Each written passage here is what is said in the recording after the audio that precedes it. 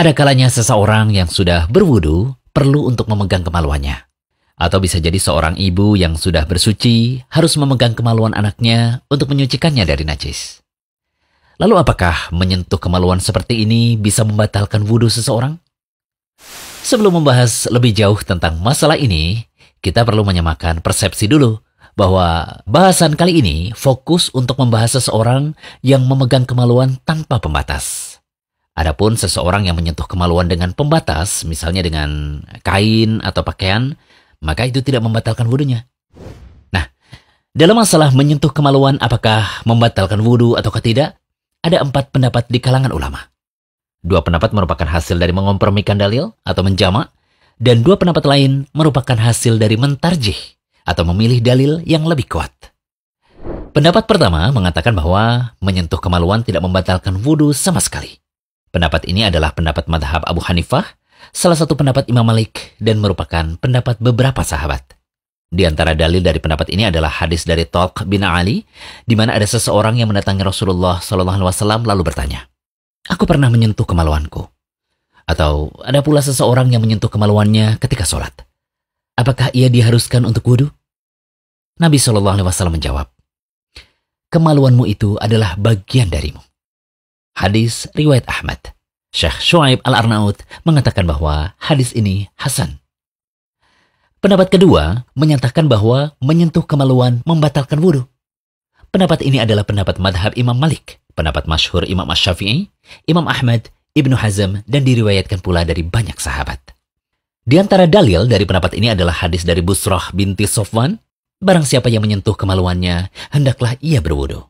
Hadis riwayat Abu Dawud, An-Nasai, dan At-Tirmidzi. Syekh Albani mengatakan bahwa hadis ini sahih. Pendapat pertama dan kedua ini lebih cenderung menggunakan metode tarjih atau menguatkan salah satu dalil. Sedangkan pendapat selanjutnya menggunakan metode jamak atau mengompromikan dalil yang ada. Kemudian pendapat ketiga menyatakan bahwa menyentuh kemaluan membatalkan wudu jika dengan syahwat, tetapi tidak membatalkan wudu jika tanpa syahwat. Pendapat ini adalah pendapat Imam Malik dan dipilih oleh Syekh Albani rahimahullah. Alasan yang mereka gunakan adalah mereka menyatakan bahwa hadis Busrah atau yang menyatakan wudunya batal dimaksudkan bagi yang menyentuh kemaluan dengan syahwat. Sedangkan yang menyentuh kemaluan tanpa syahwat tidak membatalkan wudu berdasarkan hadis Talq.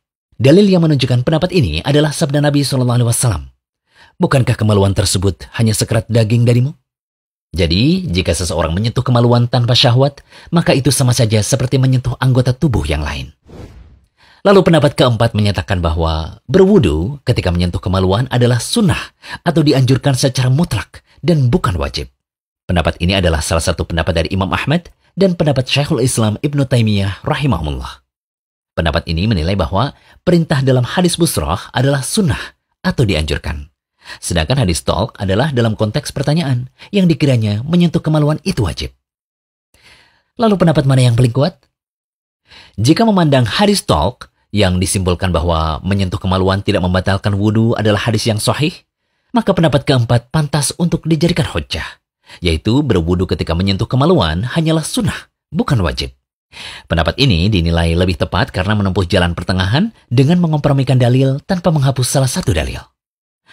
Namun bila ingin lebih hati-hati, ada pendapat dari Syekh Muhammad bin Shalih Al-Utsaimin rahimahullah bahwa menyentuh kemaluan tanpa syahwat disunahkan atau dianjurkan untuk berwudu. Sedangkan jika dilakukan dengan syahwat, diharuskan atau diwajibkan untuk berwudu.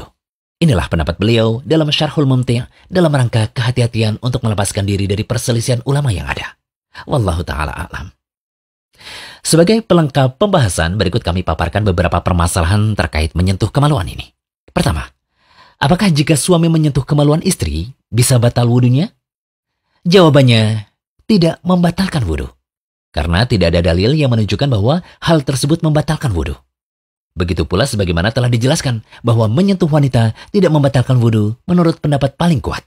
Kecuali jika yang keluar adalah madhi atau mani, maka wudunya tersebut batal. Wudunya batal bukan karena sebab menyentuh kemaluan ketika itu, tetapi karena keluarnya mani dan madhi. Sudah sangat jelas bahwa jika mani dan madhi keluar, maka akan membatalkan wudu. Kedua, apakah menyentuh kemaluan anak kecil membatalkan wudu? Jawabannya, tidak membatalkan wudu. Inilah yang menjadi pendapat Az-Zuhri dan Al-Auza'i. Semoga pembahasan ini bermanfaat. Jangan lupa kunjungi rumaiso.com. Update setiap hari, insya Allah.